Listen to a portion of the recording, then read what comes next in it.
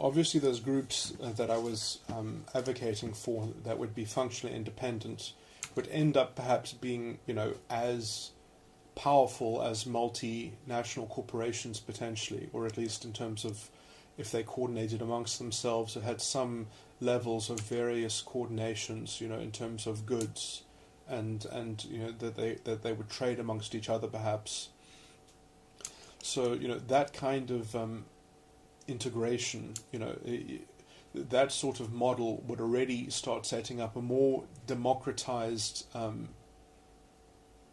facility for humanity at large to kind of, and obviously you would hope that they would have good faith, that they would be, and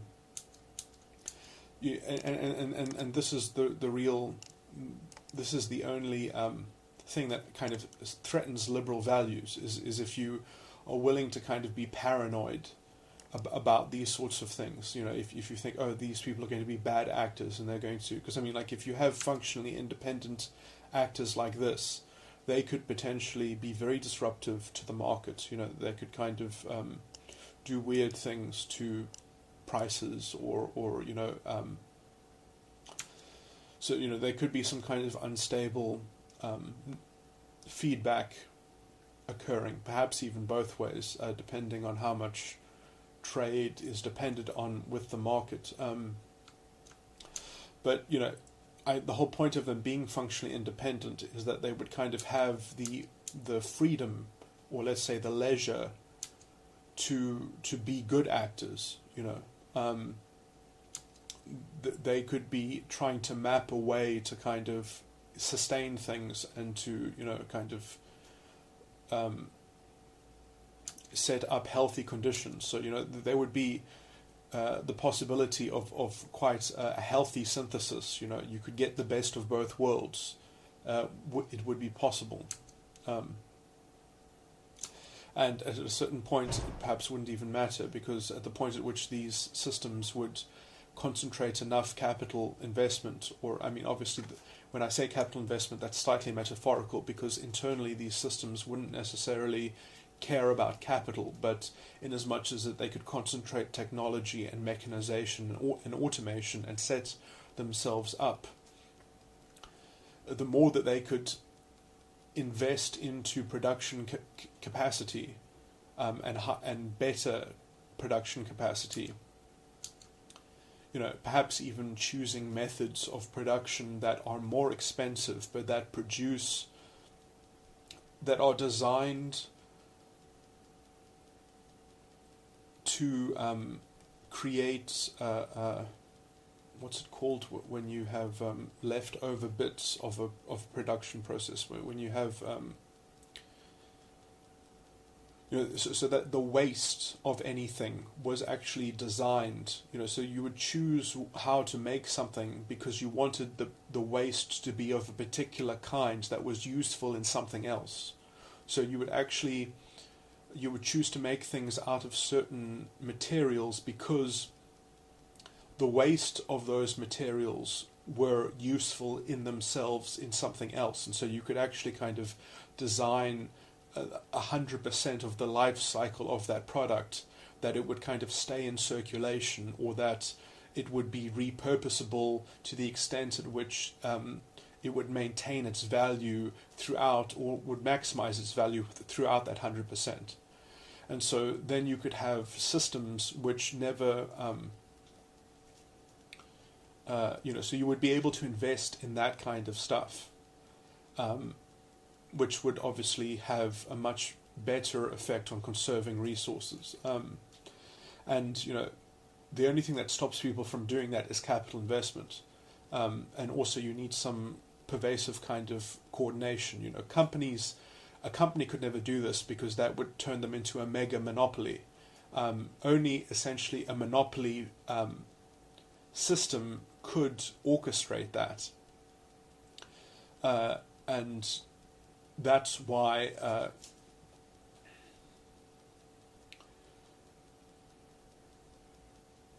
but obviously you don't want the political establishment that you belong to try and set up one of these monopolies, because then you're effectively trapped. You have no alternative.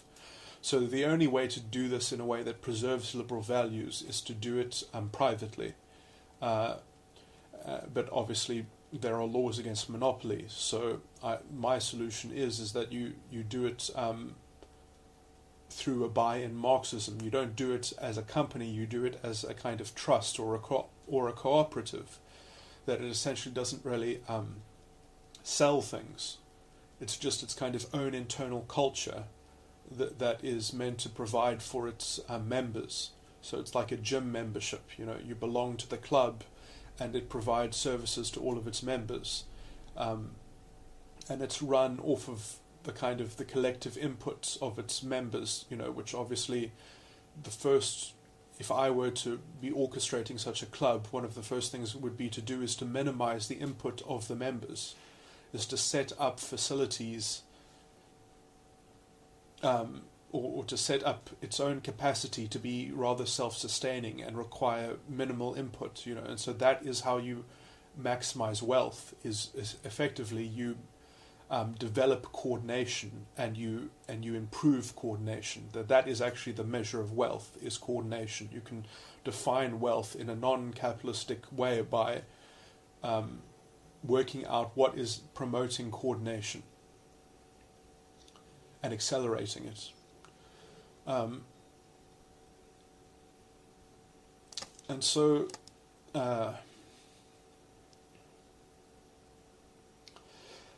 the problem is that if you have a group that is doing this, what is the culture of the group? That is kind of that's not easy to work out, because it's kind of not really been done before. I would hope that people wouldn't revert to some kind of tribalism.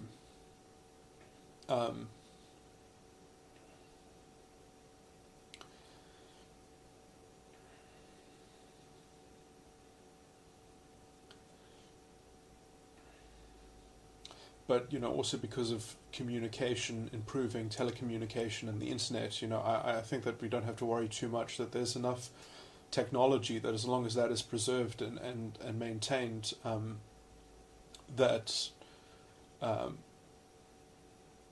the kind of the liberal mode of sharing ideas, lots of tyrannical systems have problems containing avenues of dissent, although it's not impossible, because you can turn technology against people as well. But anyway, it really just depends how much energy and how maniacal the system is prepared to be. But obviously these sorts of groups would belong to their members, although perhaps they would be run expertly, and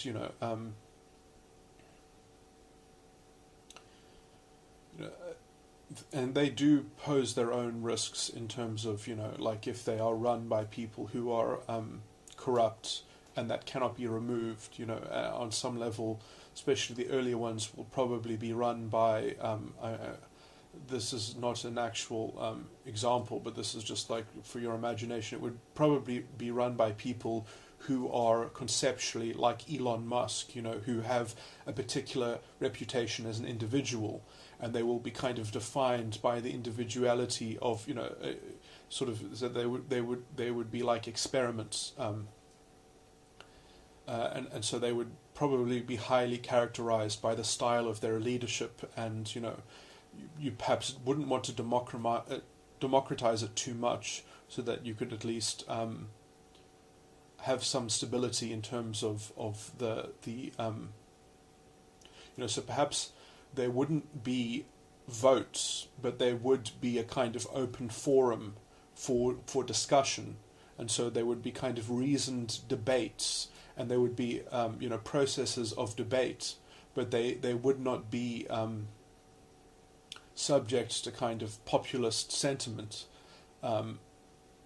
Because this is exactly the kind of thing where it's like any kind of economic thing. It's mainly almost driven on some level of accounting and some level of vision of what is possible, and if you kind of democratize it, you end up bastardizing the efficiency. But I mean, obviously, there could be much more democratically styled ones, and maybe if there was some kind of pervasive expertise in that particular pool of people,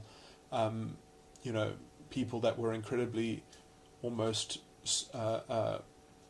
economically and financially astute, that would be fine. But and perhaps there could be terms of kind of leadership or something like that, like you have CEOs, but effectively it should be run kind of technocratically, but obviously they would have their own constitution, and then they would have their own kind of general operating procedure, and perhaps there would be a history of more successful and less successful operating procedures. So this would develop as its own culture, and then obviously perhaps the concept of membership and being the member and how that would work would have to become fluid as well. There would also perhaps be measures of accountability and responsibility. So I mean, this is also why I think that this is the only sustainable kind of future that is consonant with liberal values,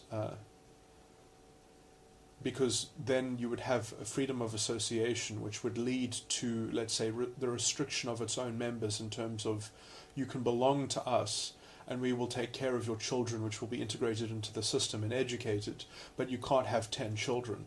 You have to be responsible. You can't have more than 3 children or whatever it is, or there has to be some kind of thing in which the average growth of the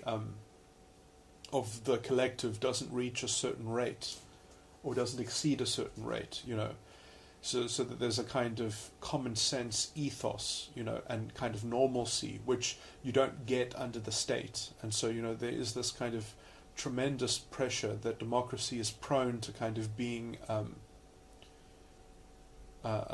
taken advantage of by a kind of mediocrity, which goes unchecked, and which eventually,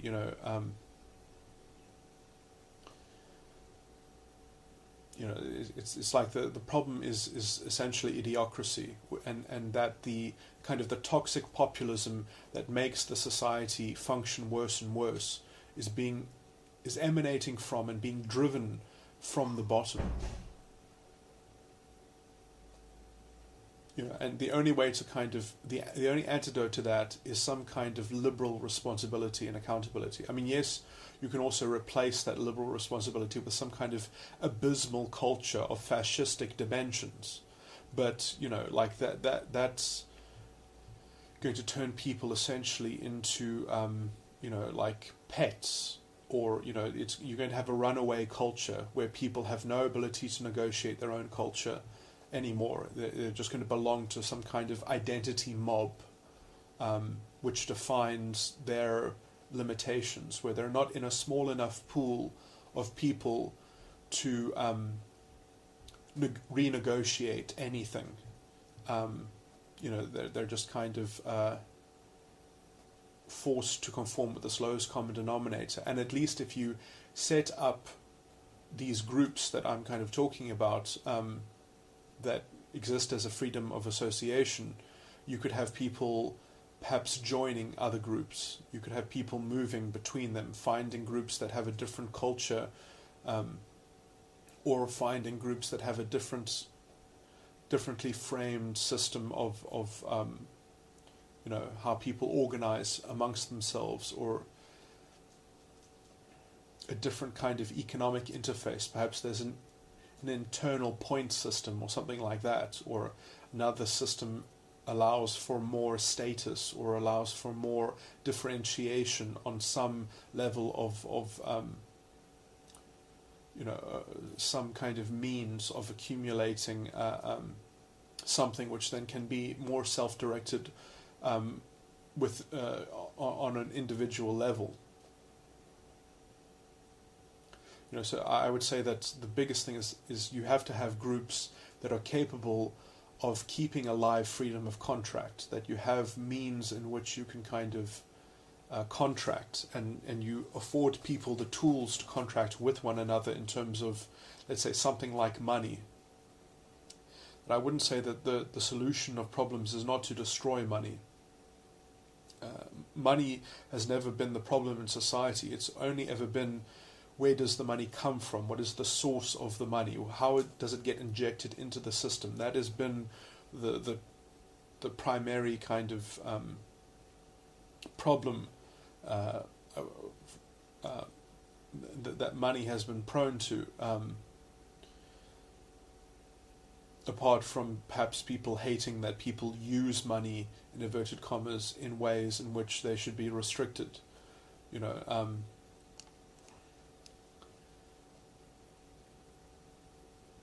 then trying to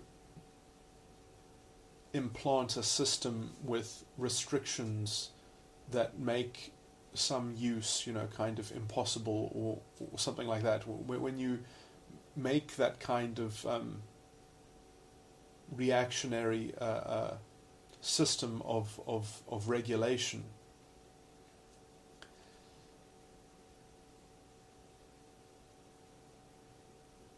it usually ends up having unintended, secondary and indirect knock-on effects, and it usually creates arbitrary shortcuts to preventing problems, which perhaps weren't even the root of the problem. So I've always thought that if you don't solve a problem from the in a sense, the only problem that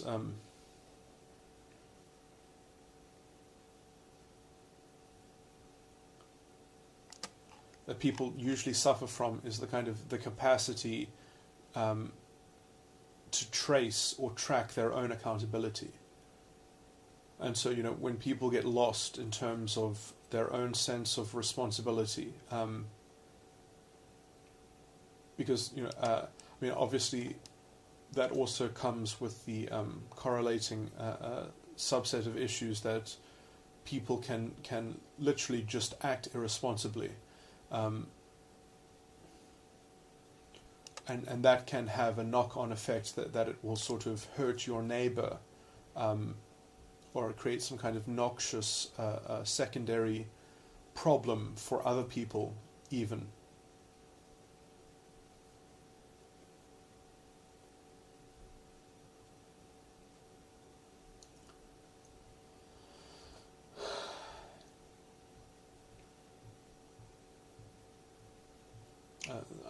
This is a kind of, in a nutshell, what the kind of the problem of the Anthropocene is. But the only sort of way that you can, in the long term, fix this, rather than just by a series of shortcuts try to manage it, which ends up generating a more and more restrictive and illiberal system, is if you can kind of cultivate a system in which good faith is possible, and in which people have some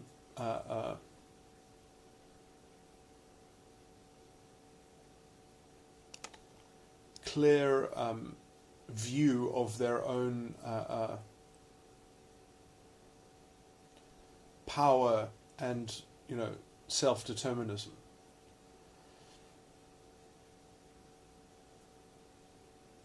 And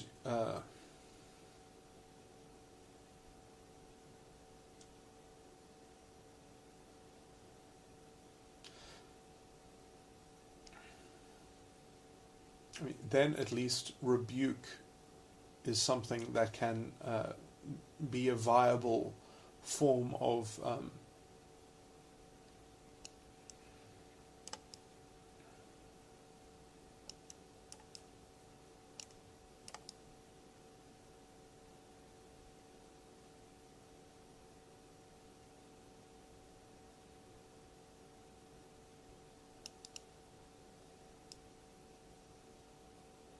then at least like communication has a role that can quite clearly be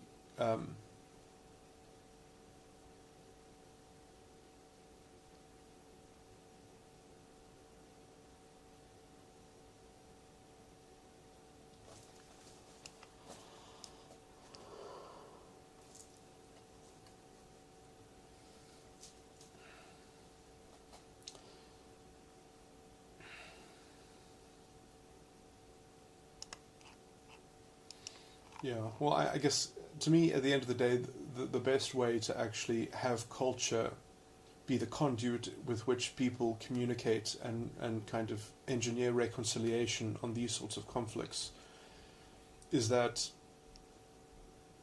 the culture is permissive enough to give people the freedom to kind of organize amongst each other,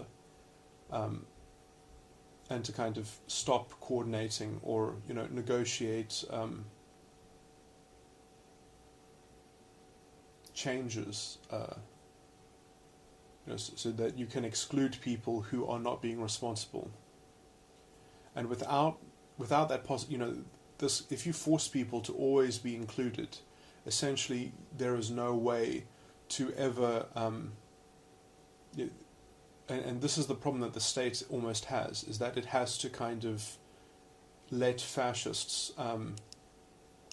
be part of the political scene.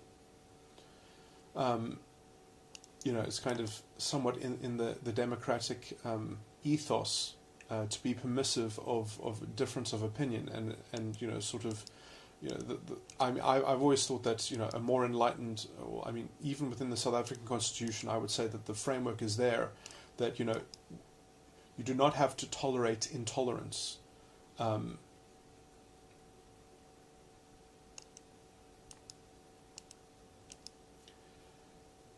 So a kind of a political vision which is completely intolerant, it needs to be censured or excluded. You need to have the freedom at least to rebuke and sort of and have the freedom to avoid it.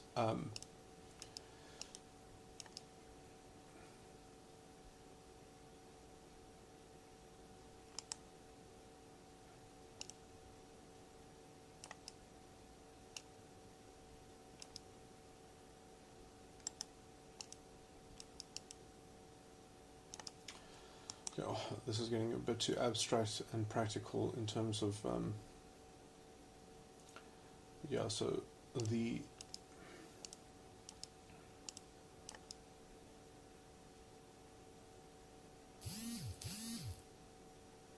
there should be enough freedom in the system for people to express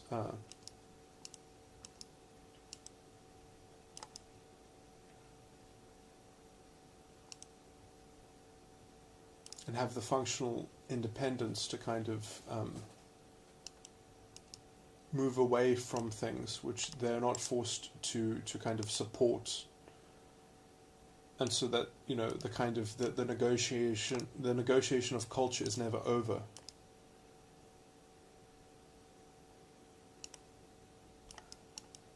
And you cannot just sort of get away with anything.